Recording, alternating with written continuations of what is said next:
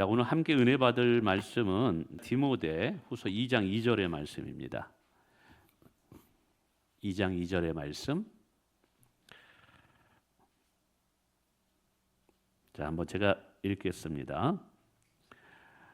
우리 같이 읽어볼까요? 한 구절이니까 시작. 또 내가 많은 증인 앞에서 내게 들은 바를 충성된 사람들에게 부탁하라. 그들이 또 다른 사람들을 가르칠 수 있으리라. 아멘. 우리 옆에 분과 인사하겠습니다. 잘 반갑습니다. 예, 반갑습니다. 예. 사실 오늘 2부 예배 때 우리 국민 선교사님하고 박 선교사님 오셔서 예배를 인도하시고 말씀까지 다 전합니다. 그래서 일부 예배도 뭐 그분들이 오시면 좋겠지만 또 안 돼서 일부만 제가 말씀을 전하는데 어떤 말씀을 전할까 고민하다가 일부는 주로 우리 교사분들이 좀 오시는데 우리 선생님들을 위해서 좀 말씀을 좀 전해야 되겠다. 그래서 이제 교사분들 가능하면 다 오셨으면 좋겠다 했는데 오시는 분들만 오셨고 아직 못 오신 분들은 여전히 못 오신 것 같습니다. 그래서 오늘 이 대상이 이 교사들에게 주는 말씀이지만 우리 여기 또 교사 아닌 분도 계시니까 그래도 함께 교사라는 자리가 가르치는 자리가 굉장히 귀하구나라는 것을 함께 느꼈으면 좋겠습니다. 많은 분들은 교사를 생각할 때 봉사자라고 이야기하죠. 시간을 내서 아이들을 돌보고 또 아이들의 예배를 돕는 정도의 수고하는 사람. 근데 성경은 교사를 하나님께 부름받은 사명자라고 이야기한다는 사실입니다.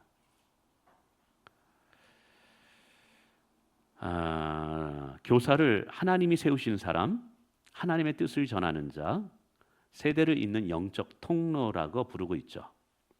그래서 오늘은 이 교사의 자리가 얼마나 위대한 자리이고 축복의 자리인가를 말씀을 통해서 잠시 한번 생각해 보기를 원합니다. 우리 방송실 뒤에 문 좀 닫아주세요. 본당.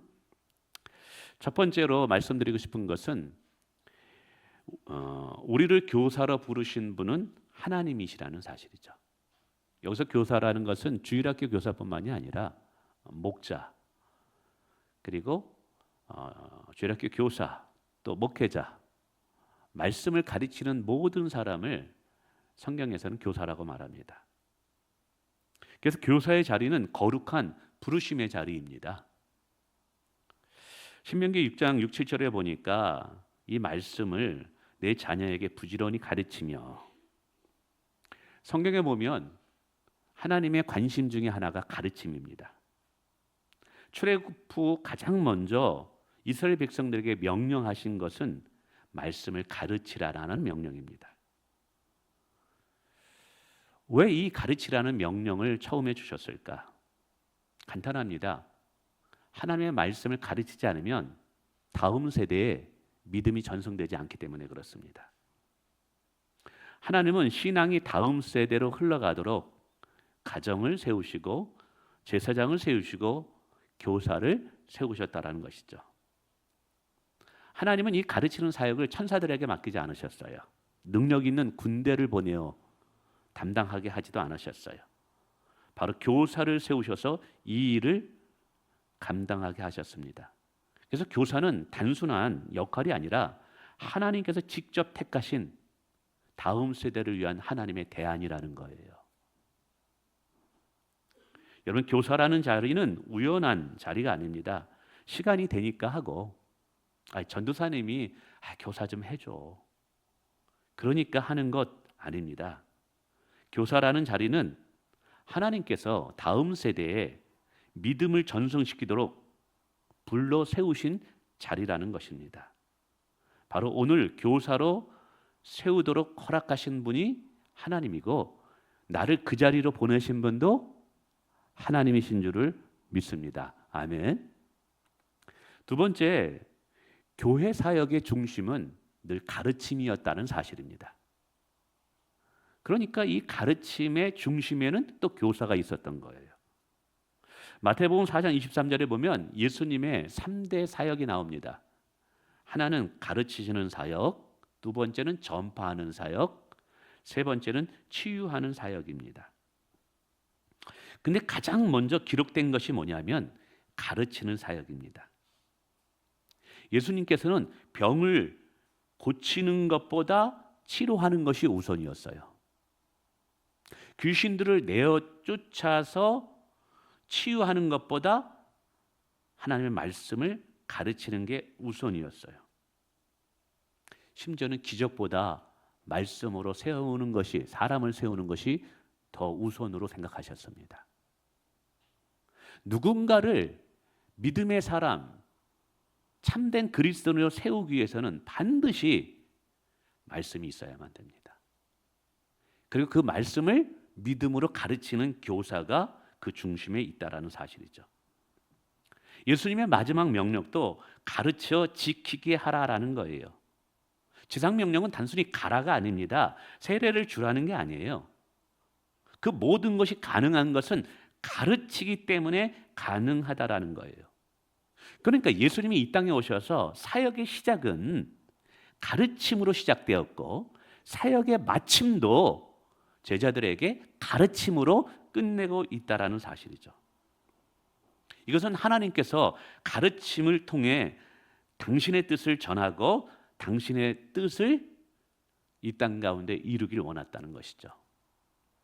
하나님은 가르침을 통해서 이 땅에 하나님의 나라를 세워가기를 원합니다. 그리고 그 가르침의 중심에는 하나님의 말씀을 가르치는 교사가 있다라는 것이죠. 그래서 여러분, 하나님 나라는 항상 가르치는 교사로부터 시작됐다는 사실을 기억하셔야만 됩니다. 여러분, 교사는 단순히 그냥 성경 내용을, 정보를 가르치는 교육자가 아니에요. 교사는요, 예수님의 사명을 이어가는 사람이에요. 교사는요, 예수님의 사역을 이어가는 사람이에요.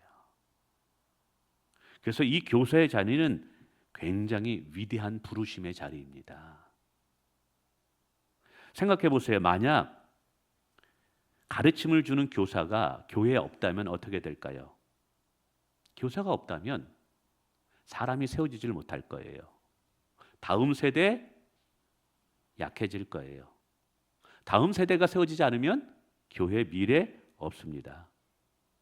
실제로 유럽 교회의 몰락 중에 하나는 다음 세대를 향한 교사들이 무너졌기 때문에 시작됐다라는 것입니다.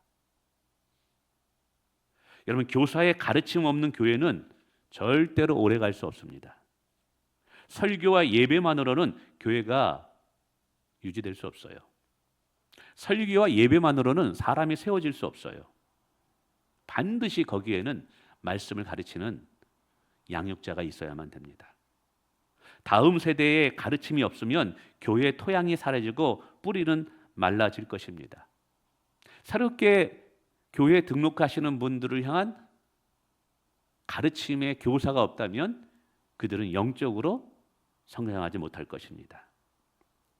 어쩌면 교사는 사역 속에 보면 빛나지 않아요. 찬양하는 사람들은 앞에서 찬양을 하면서 어떻게 보면은 관심에 집중이 되기도 합니다. 안 하는 사람들은 앞에서 웃으면서 주보를 주면서 굉장히 친절하게 할 때 필요한 것 같습니다. 근데 우리 교회도 교사분들은 어떻습니까? 사실 1부 예배와 2부 예배 못 드리시잖아요. 그 설교도 있잖아요. 몇 사람 모아놓고 설교하는 거하고 여러 사람 모아놓고 설교할 때 제 느낌이 달라요. 그래서 2부 예배 설교가 훨씬 솔직히 은혜스럽습니다. 그게 어쩔 수 없나 봐요. 그 열악한 것이죠. 그리고 성도들이 많이 모일 때 교사들은 어딘가에 사라져 버려 있습니다. 어디예요? 방으로 다 돌아가서 학생들을 가르치고 있죠. 그래서 교사는 예배 뒤편에 보이지 않는 존재처럼 보입니다. 그러나 교사는 우리 교회의 미래를 책임지는 분들입니다. 가장 귀한 영혼의 뿌리를 지키는 영적 뿌리요, 미래를 위한 기초를 놓는 분들입니다. 할렐루야. 그래서 지금의 이 가르치는 자리는 하나님께서 여러분의 이름을 부르시고 여러분의 손을 붙잡아 세우신 자리임을 기억해 주셨으면 좋겠습니다.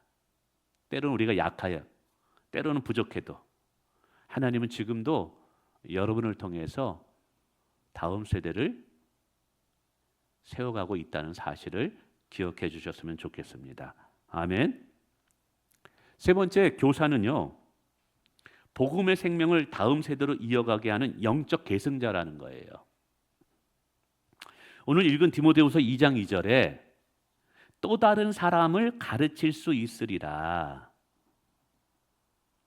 그러니까 복음이라는 것은 생명인데, 이 생명의 복음은 교사의 가르침을 통해서만이 다음 세대에 흘러간다는 거예요. 오늘 본문에 보면 바울은 충성된 디모데에게 복음을 전승했습니다. 그러면서 부탁합니다.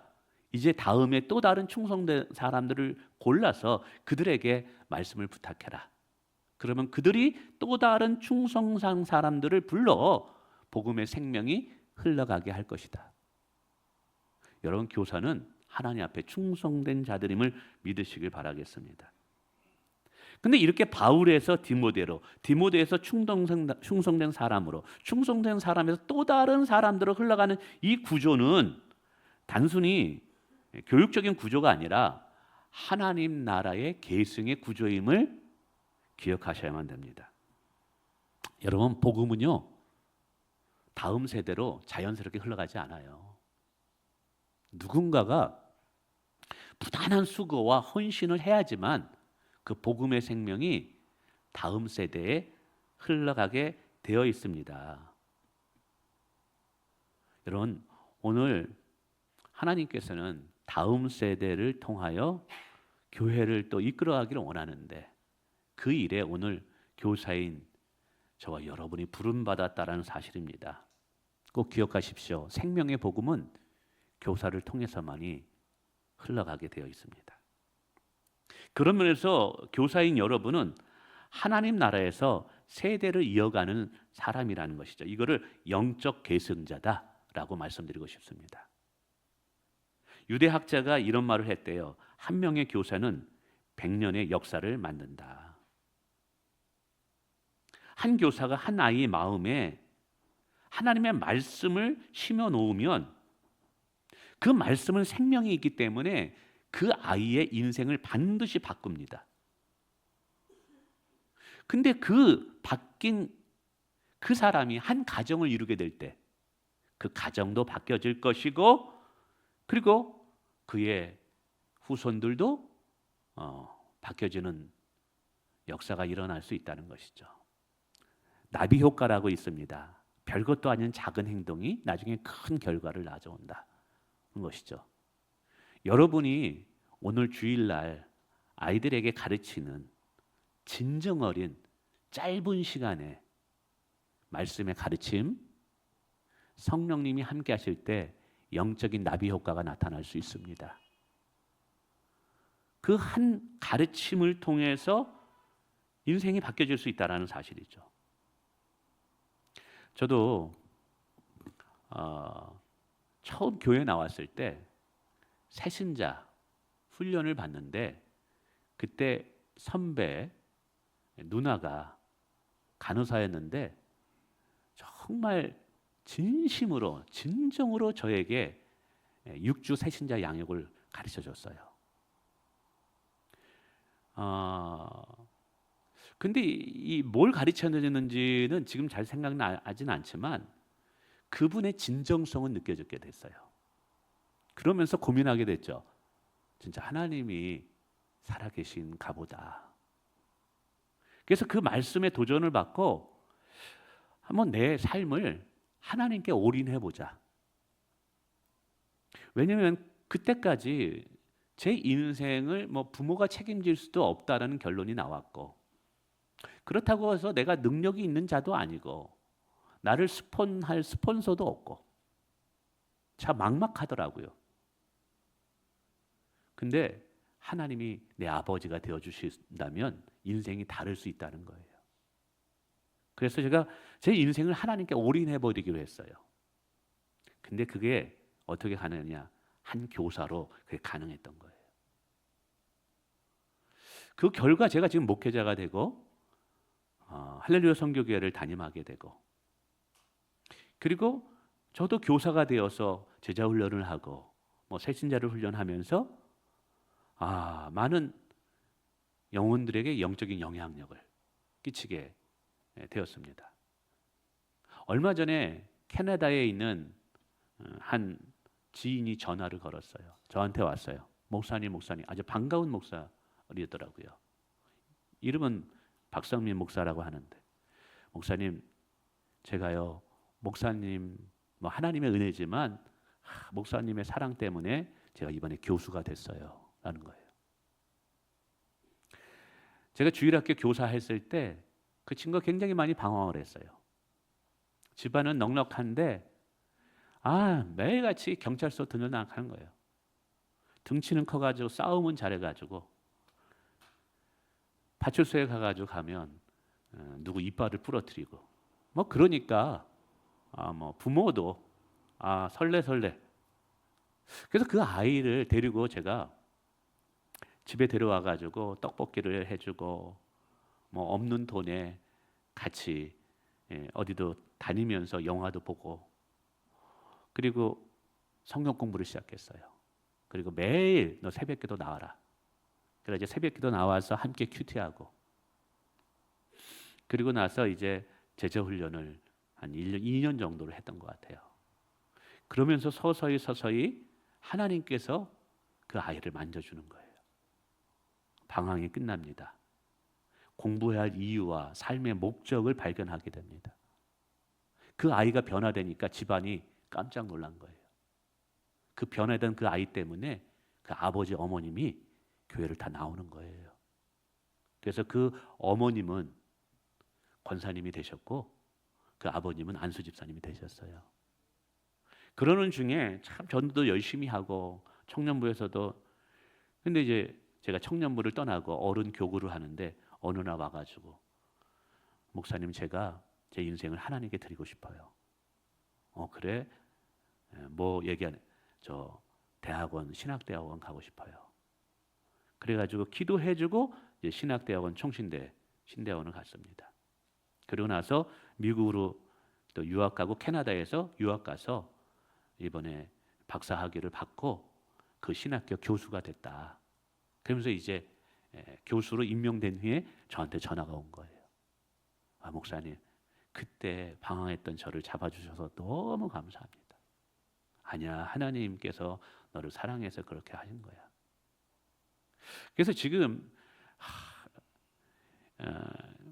그래도 천국 가면 하나님 앞에 뭔가 내놓을 만한 게 있지 않은가라는 생각을 합니다. 어제 집에 스티로폼 박스가 왔어요. 뚜껑을 열어봤더니 전복이 들어있더라고요.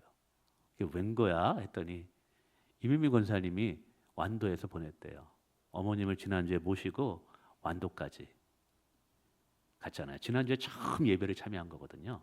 그리고 그 전에 신방을 해서 예수님을 구원자로 초청하고, 근데 이제 알아봤더니 어머님이 너무 감사해서 꼭 목사님한테 전복 보내야 된다.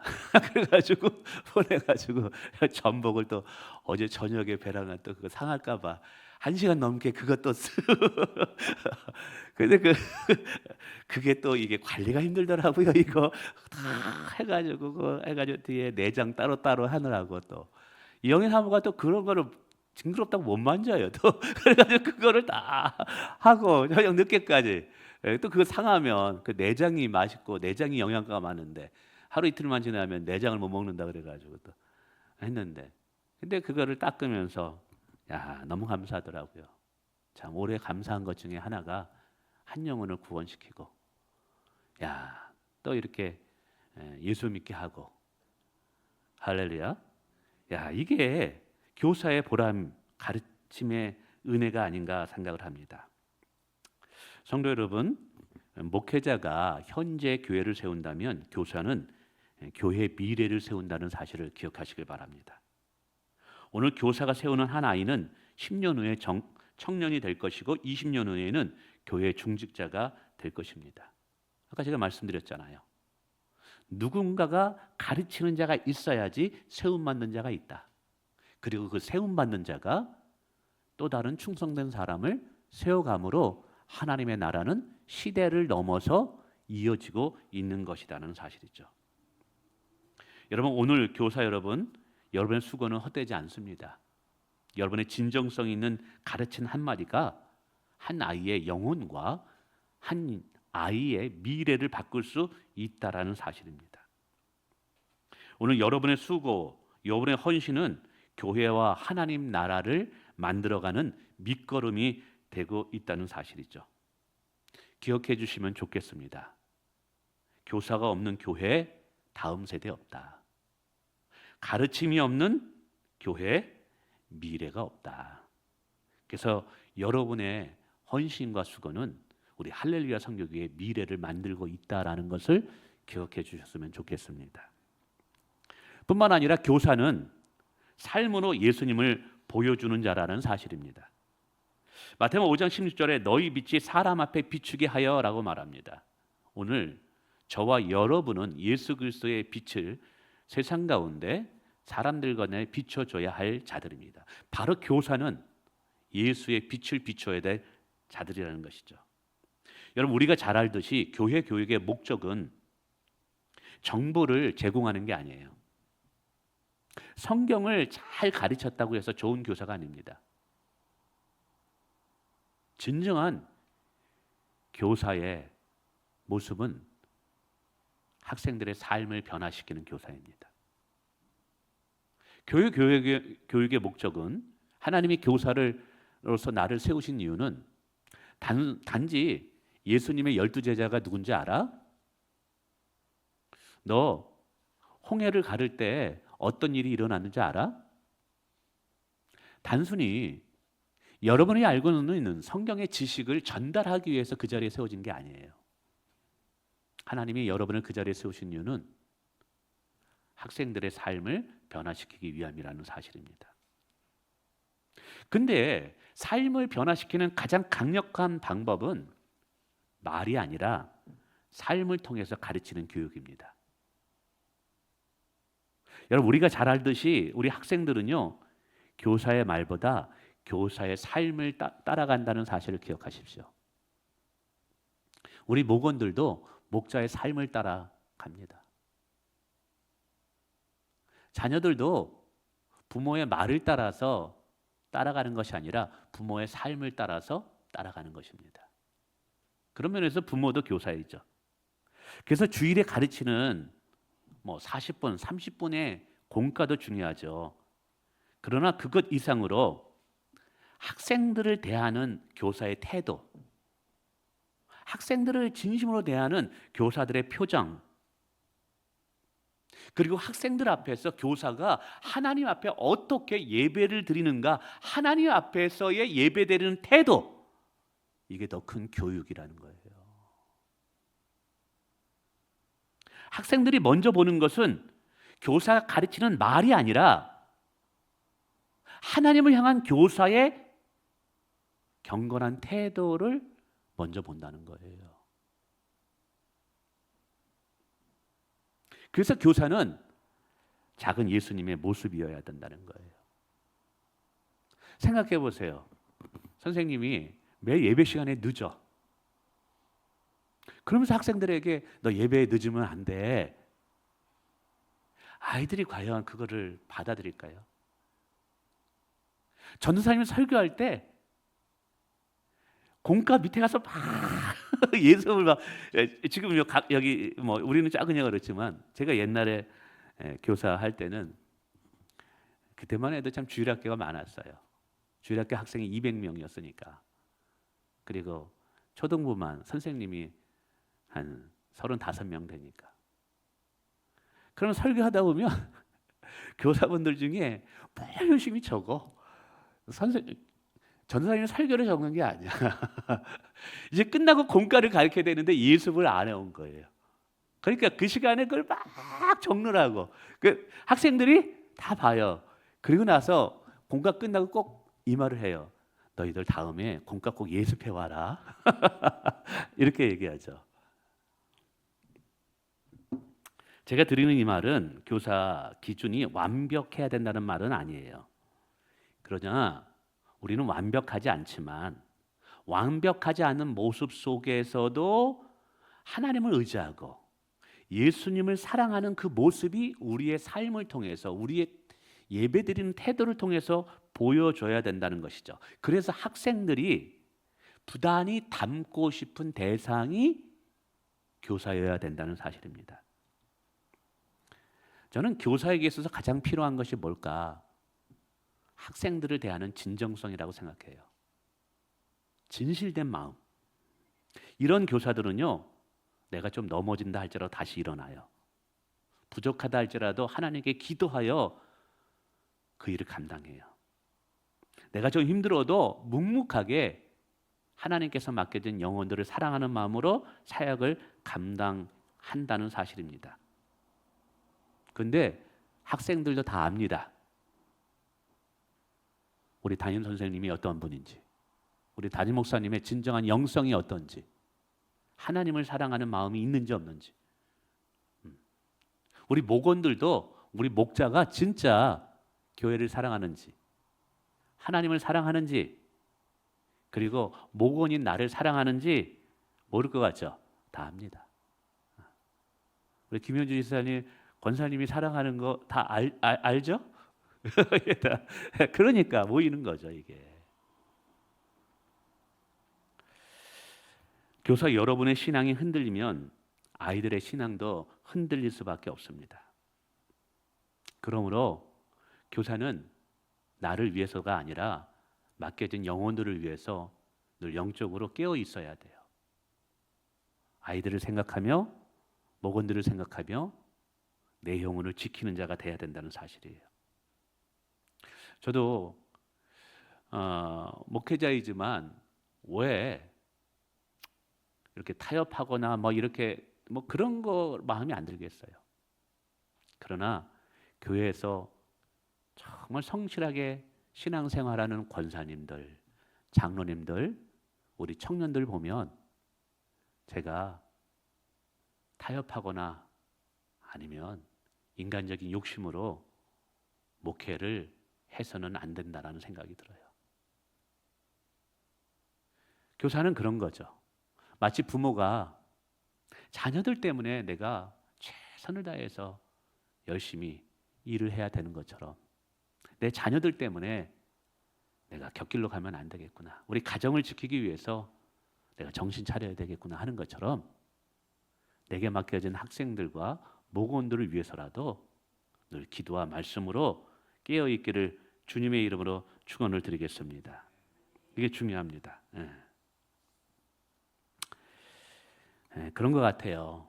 교사인 내가 변화되지 않고 아이들을 변화시킬 수는 없어요.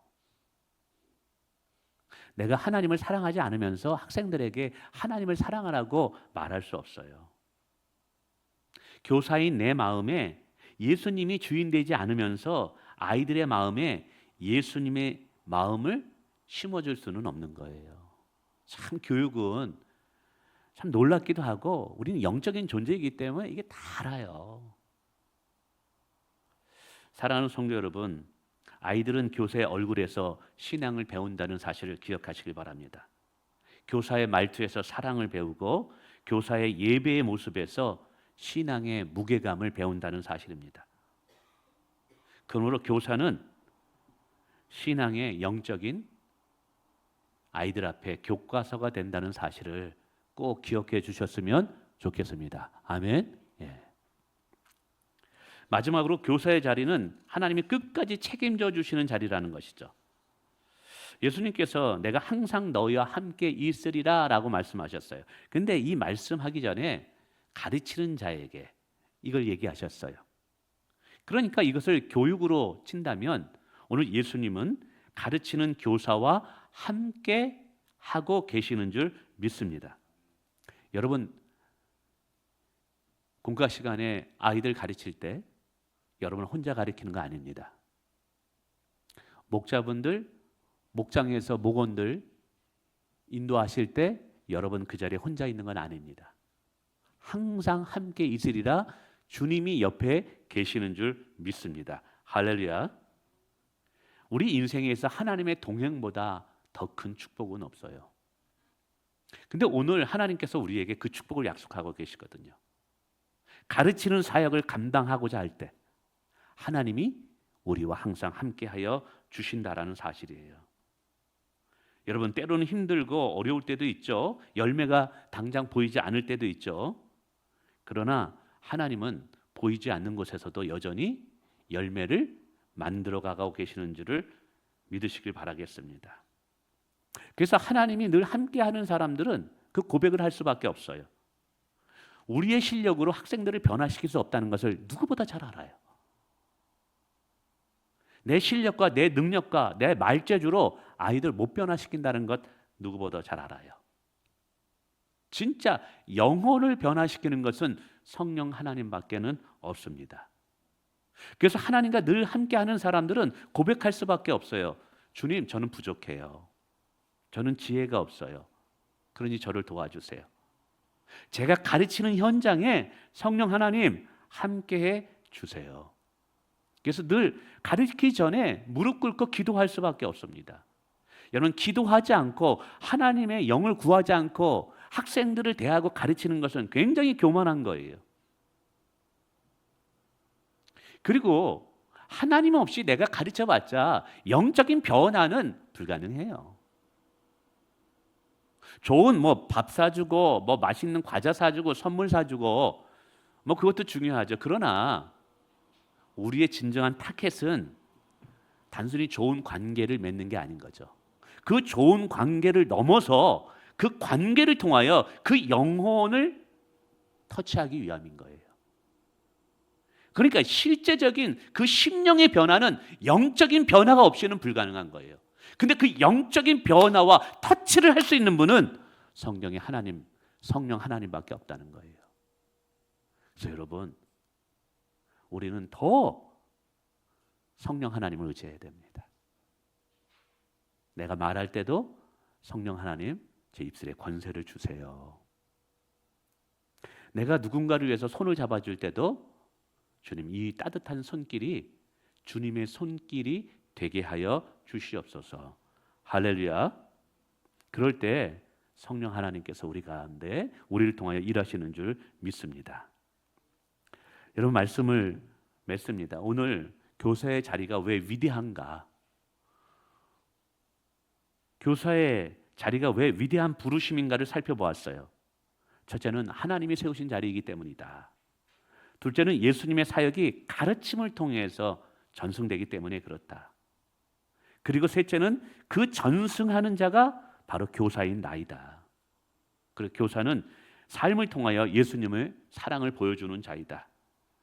마지막으로는 교사는 하나님이 항상 함께 하시고 책임져 주신다라는 사실이죠. 여러분이 서 있는 그 교사 그 자리, 여러분이 만나는 그 한 명, 여러분이 말하는 그 작은 한마디의 말씀의 가르침과 격려, 그것이 오늘 하나님의 나라를 만들어가는 역사가 될 줄을 믿습니다. 여러분의 헌신 절대 헛되지 않습니다. 하나님이 기억하시고 기뻐하시고 또 여러분을 통해서 열매를 맺을 것입니다. 근데 아이들 금세 자랍니다. 진짜 금세 자랍니다. 금세 자랍니다. 그래서 여러분, 교사로서 다시 한번 힘내시기를 주님의 이름으로 축원을 드립니다. 기도하겠습니다.